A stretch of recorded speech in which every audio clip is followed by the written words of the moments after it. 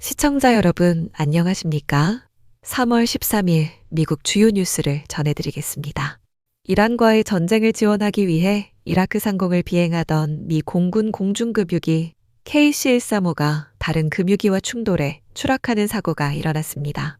미국 중부사령부는 목요일 서부 이라크 상공에서 발생한 이번 사고로 당초 실종 상태였던 2명을 포함해 탑승하고 있던 미군 6명 전원이 사망했다고 공식 발표했습니다. 사고 직후 비상코드를 발신하며 이스라엘 벤구리온 공항으로 회항한 다른 한 대의 급유기는 꼬리 날개 일부가 파손된 채 무사히 착륙한 상태입니다. 무사히 귀환한 해당 급유기의 파손된 꼬리 날개 모습은 SNS에 올려진 사진을 통해 외부로 알려졌습니다. 이 급유기들은 지난달 28일 이란전 개전 이후 6천여 개 이상의 이란 내 목표물을 타격하는 전투기들에게 연료를 공급하는 핵심 임무를 수행 중이었습니다.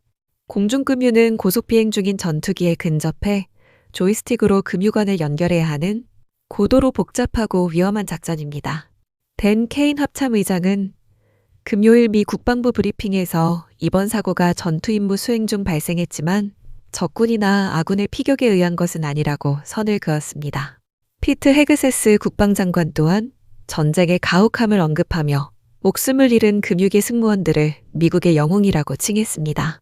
사고 기종인 KC-135 스트래토 탱커는 조종사와 부조종사를 비롯해 급유관을 직접 조작하는 통제관 등 최소 3명의 승무원이 필수적으로 탑승하여 고난도의 비행 임무를 수행하는 핵심 전략 자산입니다. 미 중부사령부는 사고의 정확한 경위를 조사 중이며 사망자들의 신원은 유가족 통보가 완료될 때까지 비공개 처리됩니다. 다음 뉴스입니다.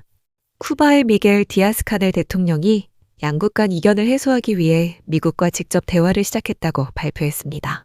피델 카스트로의 혁명 이후 약 70년 동안 적대적 관계를 유지해온 두 정부가 양자 대화 사실을 공식적으로 인정한 것은 이번이 처음입니다. 미국 정부가 쿠바에 대한 석유 공급을 차단하면서 1,000만 명의 인구가 거주하는 쿠바는 심각한 에너지 위기를 겪고 있는 상태입니다.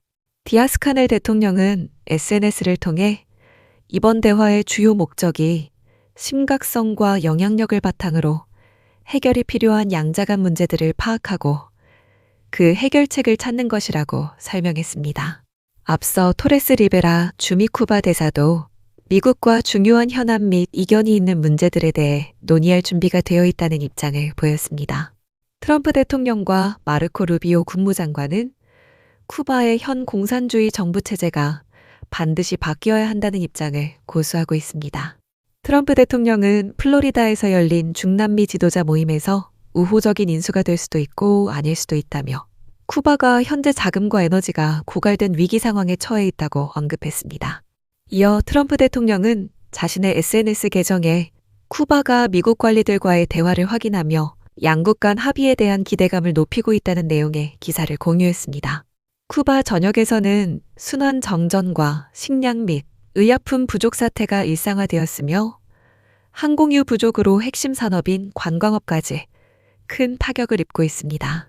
루비오 장관은 지난달 현 상태는 유지될 수 없고 쿠바는 변화해야 한다며 점진적인 변화의 필요성을 거론했습니다. 다음 뉴스입니다.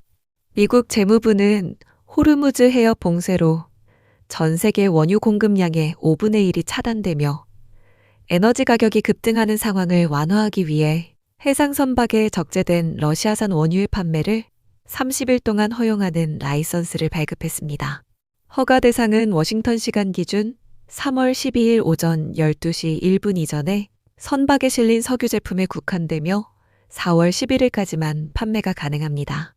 스콧 베센트 재무장관은 이 단기적 방안이 이미 운송 중인 원유에만 적용되어 러시아 정부에 큰 재정적 이익을 주지 않을 것이라는 글을 남겼습니다. 미국은 앞서 지난 3월 5일에도 인도 정유사들이 이미 유조선에 실린 러시아산 원유를 구매할 수 있도록 30일 기한의 면제 라이선스를 발행한 바 있습니다. 트럼프 대통령의 압박으로 러시아산 원유 구매를 중단했던 세계 3위 원유 수입국 인도는 이후 하루 만에 3천만 배럴의 러시아산 원유를 사들였습니다. K플러 무역 데이터에 따르면 유조선에 보관되어 있던 러시아산 원유는 2월 말 1억 3,290만 배럴에서 3월 10일 기준 1억 1,830만 배럴로 감소했습니다. 해당 데이터 수치는 해상에 머물던 러시아산 원유 화물이 단기간에 구매자들에게 빠르게 이동하고 있다는 사실을 보여줍니다. 안토니오 코스타 유럽연합 정상회의 상임위장은 화요일 연설에서 에너지 가격 상승으로 인해 현재 이 전쟁에서 유일하게 이득을 보는 국가는 우크라이나 전쟁 자금을 새롭게 확보하게 된 러시아뿐이라고 발언했습니다.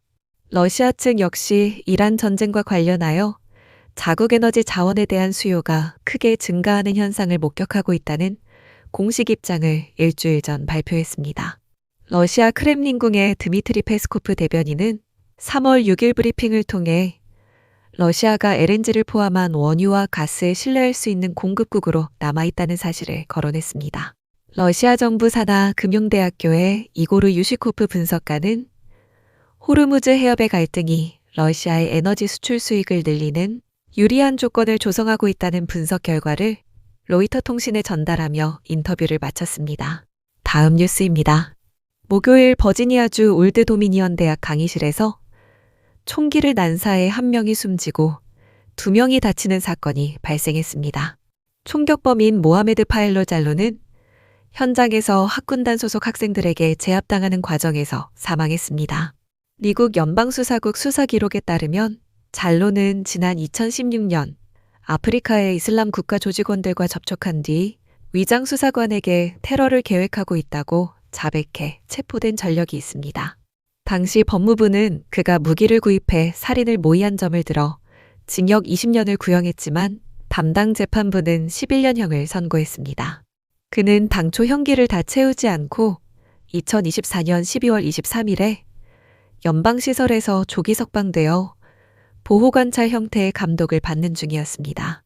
테러 관련 범죄자는 모범수 감형이나 약물치료 이수를 통한 형기 단축 대상에서 제외되는 것이 일반적이며 그의 출소 일정이 앞당겨진 구체적인 이유는 파악되지 않았습니다. 시에라리온 출신의 귀화 시민권자인 잘로는 과거 버지니아 육군 주방위군으로 복무했으나 극단주의 성직자의 연설에 영향을 받아 전역한 뒤 테러 조직에 가담하려 했던 것으로 확인됩니다. 석방 후 2029년까지 감독을 받아야 했던 인물이 대학 캠퍼스에서 총격 사건을 일으키면서 일부 정치권에서는 수감자 석방 및 관리 시스템의 문제점을 지적하고 있습니다. 대학 인근 선거구를 관할하는 젠 키건스 연방 하원 의원 또한 해당 사건이 캠퍼스에서 결코 일어나서는 안 될 비극이었다고 언급했습니다. 잘로의 변호인이 과거 재판부에 제출한 양형 메모에는 그가 개인적인 이별 후 약물에 의존하다 테러단체에 연루되었다며 선처를 호소한 서신 발췌본이 포함되어 있습니다. 현재 해당 서신의 원본은 법원 규정에 따라 외부에 공개되지 않고 봉인된 상태입니다. 다음 뉴스입니다. 미국 미시간주 웨스트 블룸필드의 유대교 회당인 템플 이스라엘의 소총으로 무장한 남성이 차량을 타고 돌진하는 사건이 발생했습니다. 수사당국은 용의자가 레바논 출신 미국 귀화 시민권자인 41세 아이만 모하마드 가잘리이며 건물 내부로 진입한 직후 자체 보안 요원들과의 교전 끝에 사살되었다고 발표한 상태입니다. AP통신에 따르면 해당 용의자는 최근 이스라엘의 레바논 공습으로 가족 4명을 잃은 것으로 파악됩니다. 연방수사국 FBI 디트로이트 지부는 해당 사건을 유대인 커뮤니티를 표적으로 삼은 폭력 행위로 규정하고 본격적인 수사 작업에 돌입했습니다. 용의자의 차량이 건물 내부에서 화염에 휩싸이면서 현장에 출동한 구조대원 30명이 연기 흡입으로 병원에 이송되었습니다. 차량에 치인 보안 요원 1명도 인근 병원으로 옮겨졌으나 생명에는 지장이 없는 것으로 확인됩니다. 당시 회당 내 보육시설에 있던 140명의 어린이를 포함해 내부 인원들은 모두 안전하게 대피를 완료한 상황입니다. 이처럼 귀화 시민권자에 의한 중범죄가 하루에 2건이나 연이어 터지자 공화당 에릭 슈미트 상원 의원은 사기 및 테러 조직 가담자의 시민권을 즉각 박탈하고 추방하는 내용의 스캠 법안 처리를 촉구하고 나섰습니다. 슈미트 의원은 세이브 아메리카 법안 통과에 연이어 스캠 법안을 통과시켜야 미국인들을 보호할 수 있다는 글을 게재했습니다. 미 국토안보부는 미시간주 유대교 회당 사건 용의자 가잘리가 15년 전 직계가족 비자로 입국해 2016년 시민권을 취득했다는 공식 기록을 대중에 공개했습니다. 마지막 뉴스입니다. 트럼프 대통령과 공화당이 연방 차원에서 추진 중인 정책과 유사한 흐름으로 플로리다주 의회가 투표 시 미국 시민권 증명을 의무화하는 하원 법안 991호를 가결했습니다. 해당 법안은 주 하원에서 찬성 77표, 반대 28표로 가결된 데 이어 상원에서도 당론을 따라 찬성 27표, 반대 12표로 통과되었습니다.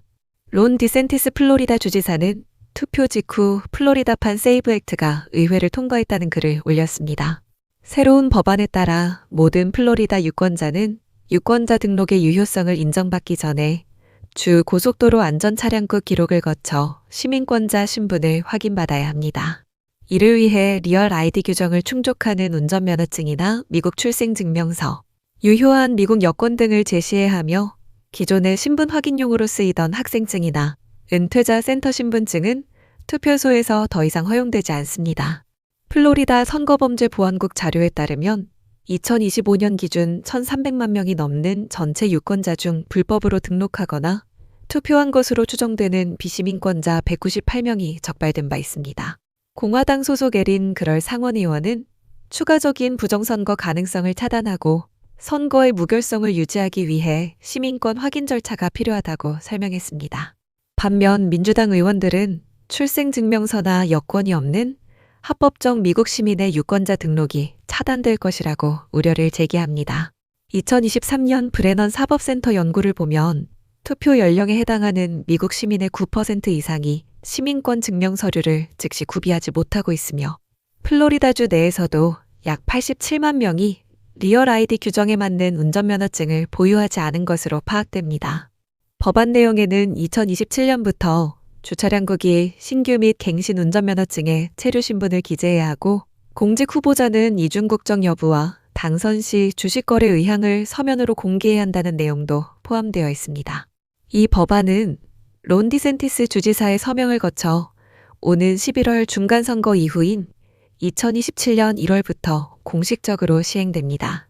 이상으로 오늘의 뉴스를 마칩니다. 시청해주셔서 감사합니다.